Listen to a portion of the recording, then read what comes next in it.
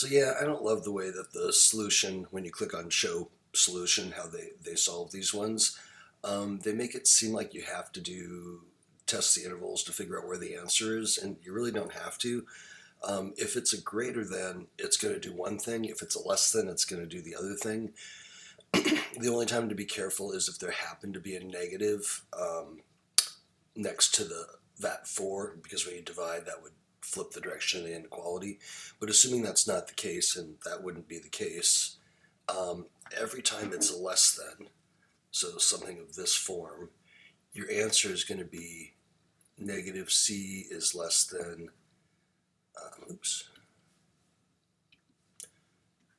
x minus a is less than c.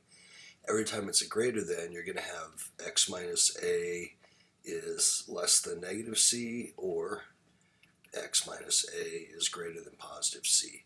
And so essentially the less than kind, if you were to graph it, it would be the version that's in between the 2 points. That's the interval that's going to check. Like, you don't need to check it because it's going to work every time.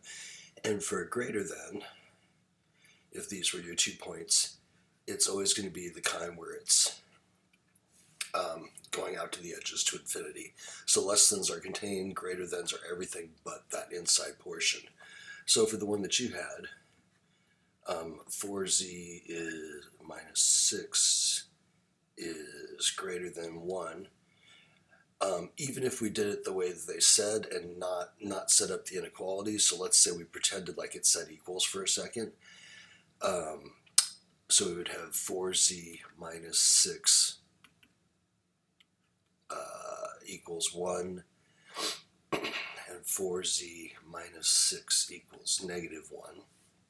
So if we're pretending like it's equals instead of greater than or less than, we'd bring the 6 over and we'd have 4z equals 7, and then z equals 7 fourths. Over here we'd bring the 6 over, we would have 4z equals negative 1 plus 6, that would be 5. Divide the 4, z equals 5 over 4. If we think of that on a number line, I'm just going to do it up here. 5 fourths is to the left, it's the smaller number, so there's 5 fourths. Here's 7 fourths. And to answer your original question, no, you can test any point in between those two numbers, that's fine. But if it's a greater than, and it was, it's going to be this and that every time. So this thing where we need to test numbers isn't really a thing if we just know what greater thans do. So that would be my recommendation. In terms of writing the solution set, then we're saying from negative infinity up to the 5 fourths, union that with 7 fourths to infinity. Let me just toss up here. If we had had a less than,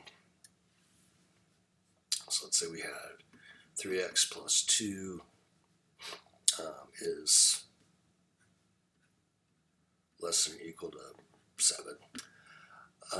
So if I had that and I set it up and I just did the 3x plus 2 is equal to negative 7, or 3x plus 2 is equal to positive 7. Bringing the 2 over, I'd have 3x is equal to negative 9.